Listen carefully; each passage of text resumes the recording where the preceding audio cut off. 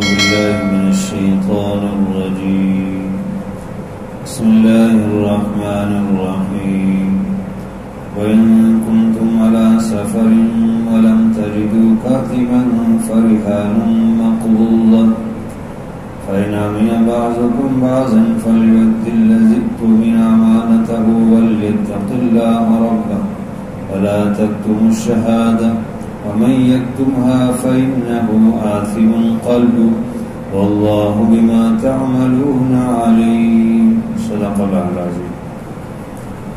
مالی معاملات کے سلسلے میں پہلے دستاویز تیار کرنے کا یعنی تحریر کا حکم دیا اور پھر گواہوں کے نصاب اور اس کی ترتیب ذکر فرمائی کہ جب ایسا معاملہ کرو ادھار کا تو گواہ بنا لو۔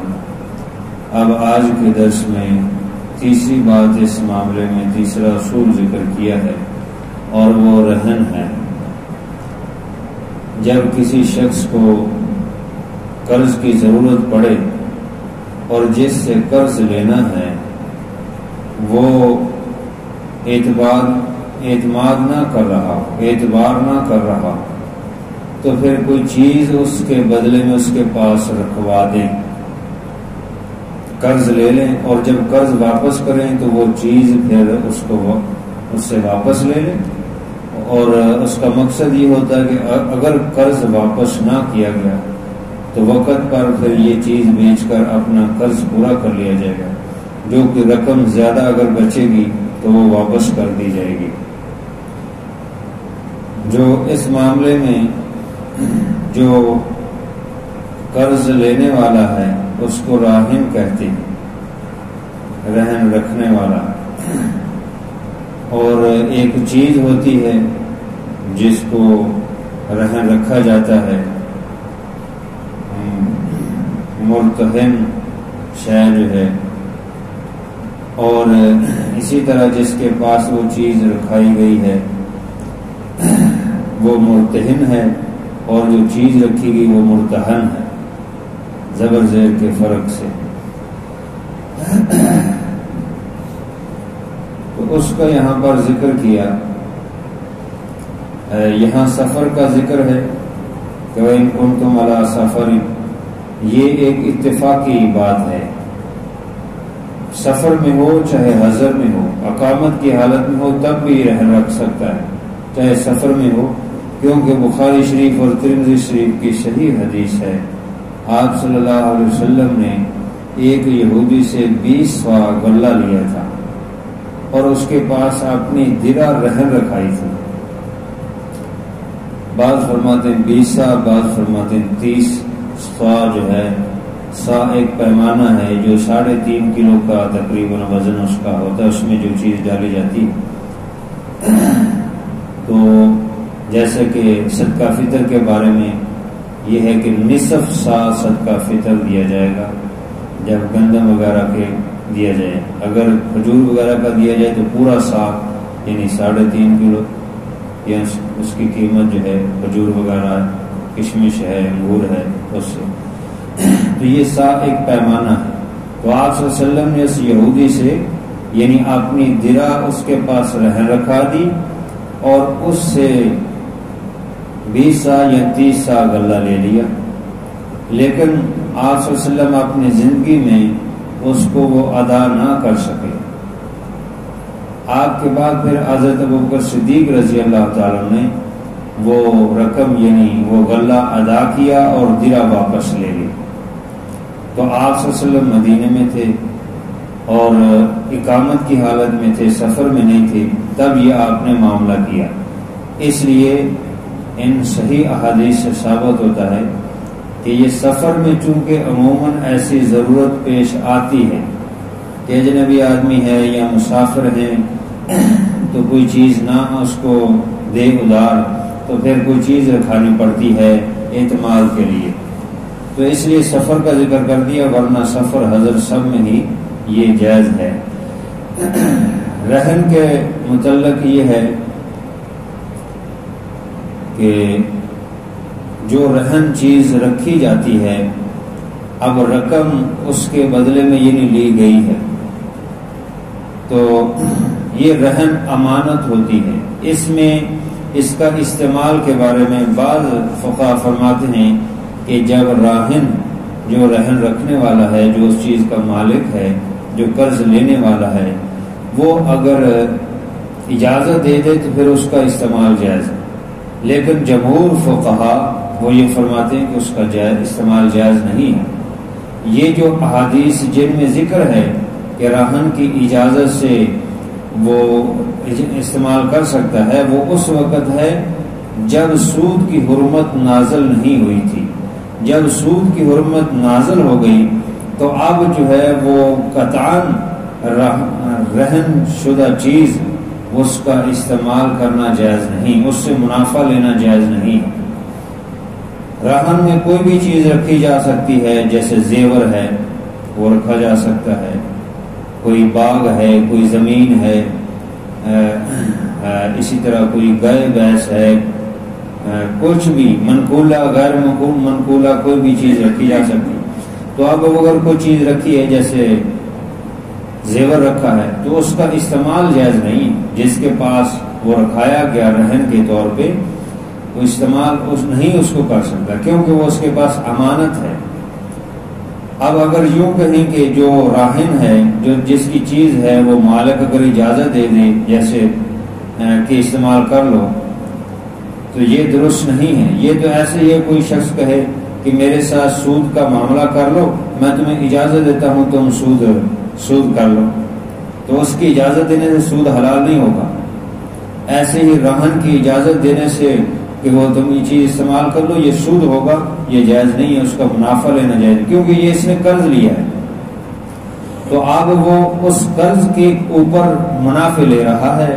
اس نے جو مجبوراً اعتماد دلانے کے لیے جو چیز رکھی اس کے بعد، جیسے مکان ہے، آج کل لوگ زیادہ تر مکان رکھ لیتے ہیں رہن کے طور پہ. مالک مکان کو زیادہ پیسے دے دیے، اس کو ضرورت ہے اور اس نے مکان رکھ دیے اور مکان میں وہ رہنا شروع کر دیتے ہیں. رہنا جائز نہیں ہے، منافع لینا جائز نہیں ہے، چاہے مالک مکان اجازت ہی کیوں نہ، کیونکہ اس نے اس سے پیسے لیے ہیں اور اس پیسے پر اس کے منافع لینا جائز نہیں. تو وہ پیسے پر منافع لے رہا یہ سود ہوگا، یہ کسی طرح بھی جائز نہیں.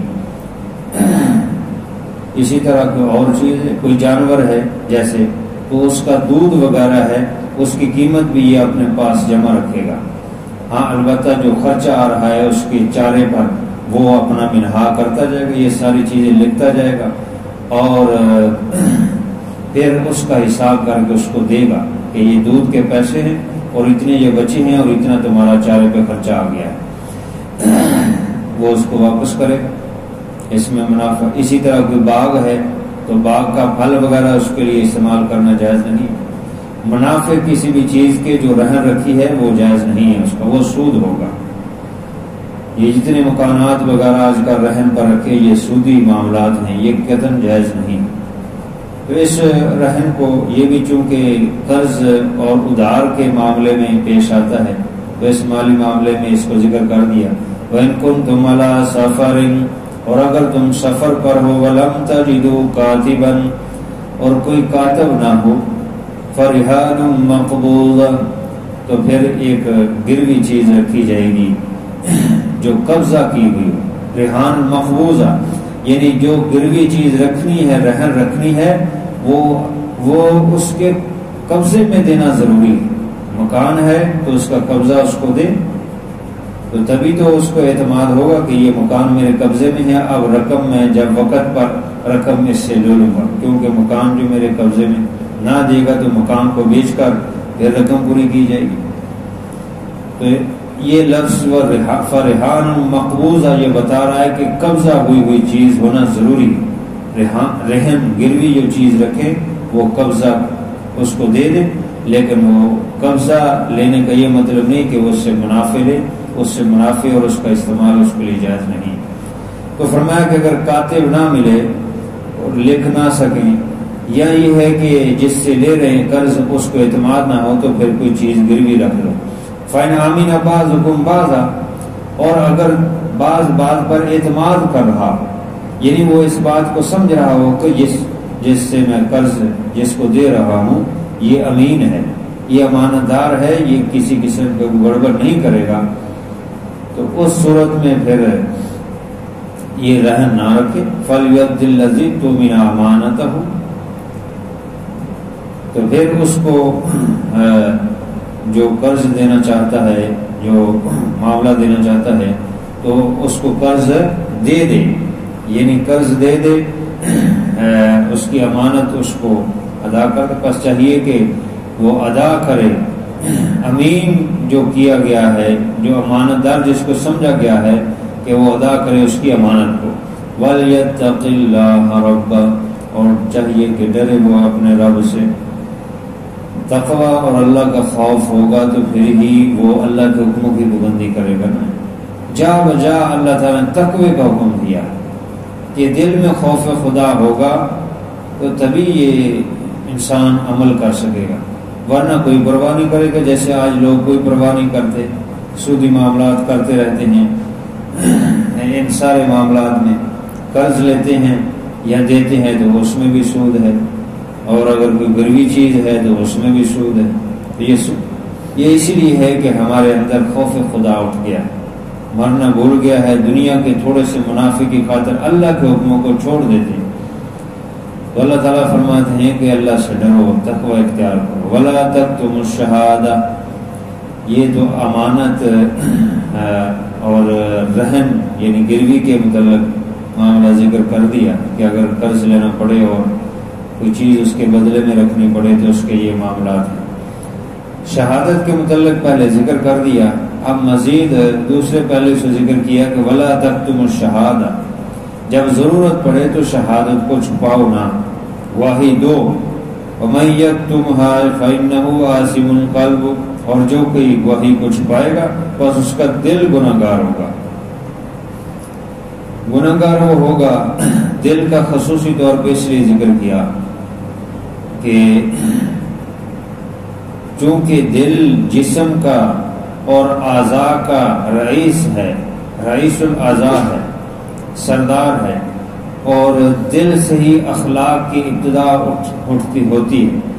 صحیح اخلاق اور اچھے اخلاق اسی شخص کے ہوتے ہیں جو اللہ کے حکموں کو پورا کرتا ہے۔ جو اللہ کے حکموں کو پورا نہیں کرتا اس کے اخلاق بگڑے ہوئے ہیں۔ تو دل مرکز ہے، اس وجہ سے فرمایا کہ اس کا دل گناہگار ہوگا۔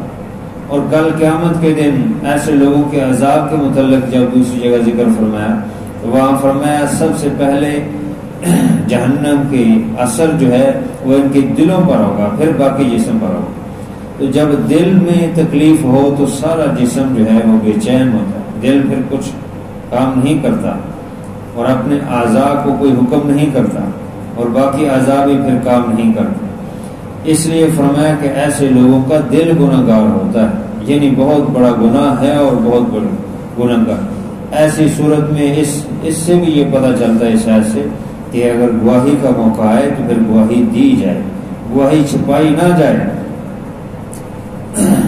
ہاں البتہ گواہ زیادہ ہیں تو پھر کوئی اور گواہ اگر تیار ہے تو مجھ سے گواہی لے لیجیے، لیکن جو ہے اگر کوئی بھی گواہی کے لیے تیار نہیں تو پھر ایسے لوگ گناہگار ہوں گے۔ ان میں سے جتنے لوگوں کی گواہی ضرورت ہے ان کو گواہی دینی چاہیے، اور ایسی صورت میں یہ وجوب کا درجہ ہو جاتا ہے کہ گواہی دیں جب کہیں ضرورت پڑے، تاکہ امانت اور عدل انصاف ہو سکے، صحیح فیصلہ ہو سکے۔ گواہی صحیح ہوگی تو فیصلہ صحیح ہوگا، گواہی غلط ہوگی تو فیصلہ بھی غلط ہوگا۔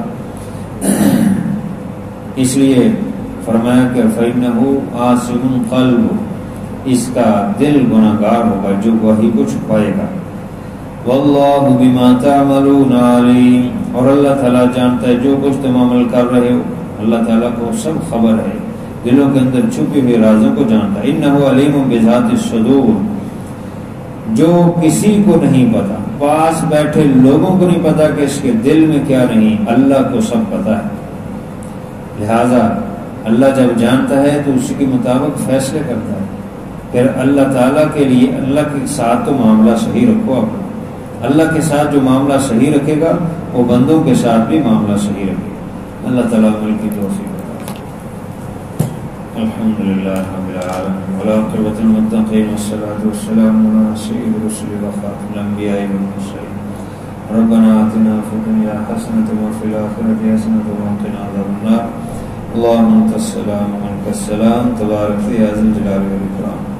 یا اللہ اپنی رحمت سے ہماری حاضری کو قبول فرما، اپنی رحمت کرم کے فیصلے فرما، بیماروں کو شفا عطا فرما، فتنہ فساد سے حفاظت فرما، ہر قسم کی دہشت گردی سے حفاظت فرما، امن و امان کی صورتحال کو بحال فرما. اتنے پریشان بیمار یا اللہ ان کو صحت و کاملہ اجر و مستمر عطا فرما. گزشتہ دنوں جو دھماکے میں شہید ہو گیا اور ان کی مغفرت فرما، جو زخمی ہیں ان کو صحت عطا فرما، اس طرح کے حالات و واقعات سے حفاظت فرما، ملک پاکستان کی حفاظت فرما، دینی مدارس مساجد کی حفاظت فرما. صلی اللہ تعالی علی خیر خلقہ سیدنا و مولانا محمد وعلی آلہ و اصحابہ اجمعین.